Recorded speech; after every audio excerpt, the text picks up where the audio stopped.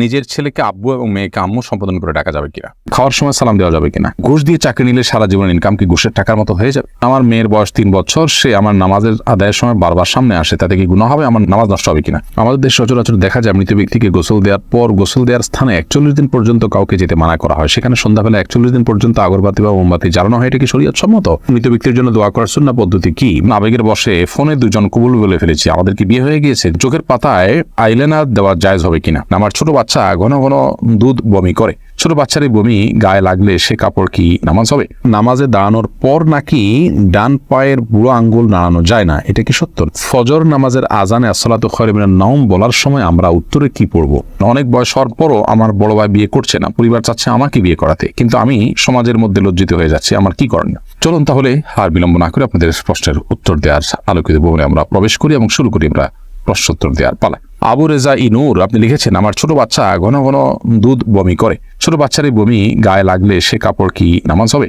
বাচ্চা যদি বমি করে এবং সেটা আপনার কাপড় লেগে যায়, অবশ্যই যে অংশে লাগবে সে অংশ নাপাক হবে, অংশ আপনি ধুয়ে ফেলবেন, বাকি কাপড় পাক আছে বাকি থাকবে, যেটুকু লাগবে সেটুকু ধুয়ে ফেললে পাক হয়ে যাবে। এই যে সাথে আপনি লিখেছেন, পার্লারে কোকড়া চুল সোজা করলে কি গুনাহ হবে?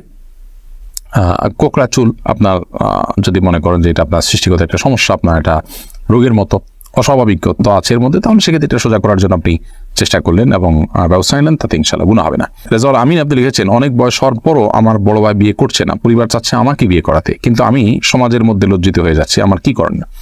লজ্জিত আর কিছু নেই, বিয়ে বড় ভাইয়ের আগে ছোট ভাই করলে যে কোনো গুনাহ হয় এরকম না, এটাকে দোষণীয় মনে করাটা আমাদের সমাজের ত্রুটি, বরং অতএব সমাজের ভুল ভাঙার চেষ্টা করাটা দোষণীয় কিছু না। আপনার পরিবার যে আপনাকে বিয়ে করতে চাচ্ছে এটাই তো শুকর আদায় করার মতো বিষয়।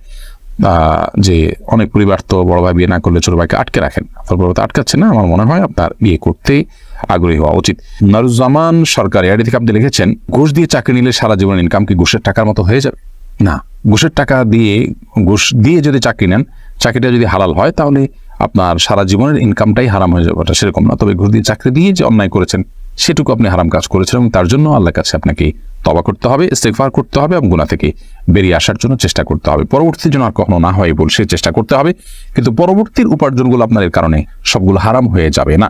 শিহাব আপনি লিখেছেন, খাওয়ার সময় সালাম দেওয়া যাবে কিনা। খাওয়ার সময় সালাম দেওয়া নেওয়াতে মৌলিকভাবে কোনো অসুবিধা নেই, যদি ডিস্টার্ব ফিল না করেন যাকে সালাম দিয়েছেন তিনি, তাহলে সেক্ষেত্রে খাওয়ার ফাঁকে ফাঁকে আমরা কথা বললে সেটা যেরকম নাজায়েজ নয়, ঠিক সালাম আদান প্রদান করলে সেটা নাজায়েজ নয়।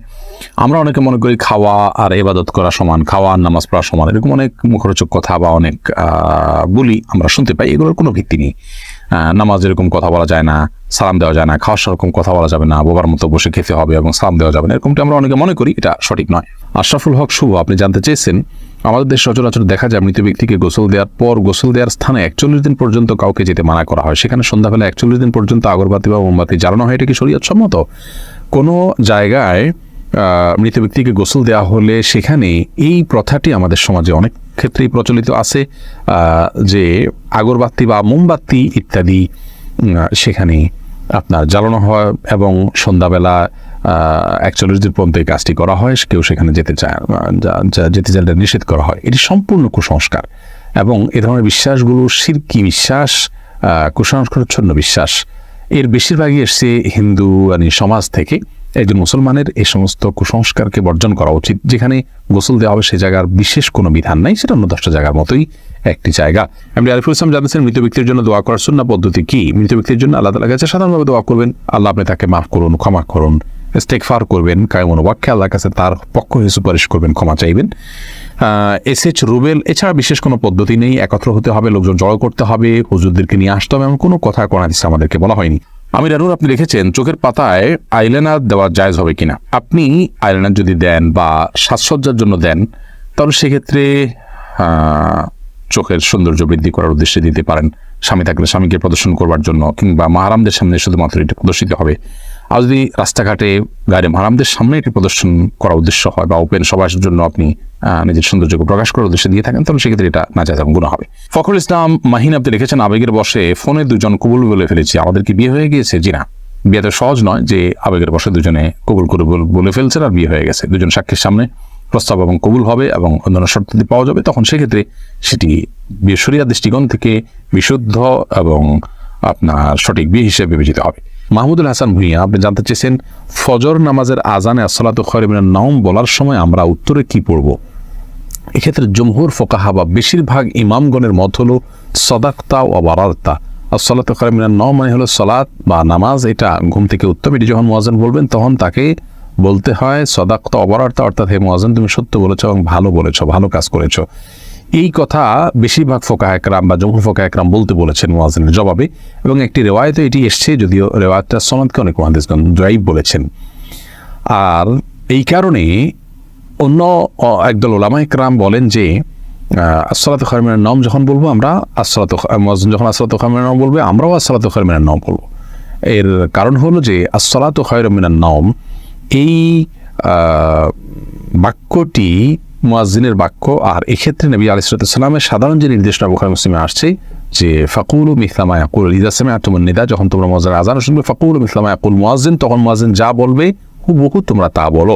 শুধুমাত্র হাইয়া আলাস সালাহ হাইয়া আল ফালাহর মধ্যে নবী আলাইহিস সালাম ওই হাদিসে লা হাওলা ওয়া কুওয়াতা ইল্লা বিল্লাহ বলতে বলেছেন। অতএব দুইটা বাদে বাকি সবগুলোতেই ওই হাদিসের সাধারণ যে নির্দেশনা সেটা অনুযায়ী আসসালাতু খায়রুম মিনান নাওম শুনলে আসসালাতু খায়রুম মিনান নাওম অর্থাৎ হুবহু এটা অনুকরণ করার নির্দেশনা দিয়ে থাকেন।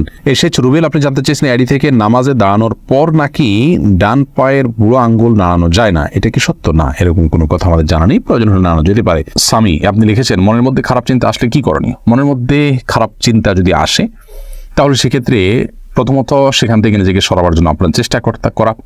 খারাপ চিন্তা যে কারণে আসে, যে জায়গায় গেলে আসে, বিচরণ করলে সেই জায়গাগুলোতে সরে আসা এটা কর্তব্য। আর আল্লাহ সম্পর্কে, আখিরাত সম্পর্কে বাজে চিন্তা ইত্যাদি অনেক সময় আসে, এরকম আসলে তাহলে সেক্ষেত্রে বাম দিকে 3 বার প্রতীকী থুতু ফেলে থু এভাবে 3 বার প্রতীকী থুতু ফেলা এবং আমানতু বিল্লাহি ওয়া রাসূলিহি পড়া এবং আউযু বিল্লাহি মিনাশ শাইতানির রাজিম পড়া, এগুলোর মাধ্যমে ইনশাআল্লাহ বিদিনিল্লাহ আমরা মনের বাজে চিন্তাকে দূর করার চেষ্টা করতে পারি। কোহিনুর বেগম লিখেছেন আমার মেয়ের বয়স 3 বছর, সে আমার নামাজের আদায়ের সময় বারবার সামনে আসে, তাতে কি গুনাহ হবে? আমার নামাজ নষ্ট হবে কিনা? না, আপনার গুনাহ হবে না এবং আপনার নামাজ নষ্ট হবে না। তবে ছোট বাচ্চা আপনার নামাজের খুব বেশি সমস্যা তৈরি করবে এরকম মনে হলে অন্য কেউ থাকলে তাদেরকে দিয়ে তাকে ধরে রাখার বা তাকে নিয়ন্ত্রণ করার ন্যূনতম চেষ্টা করা উচিত।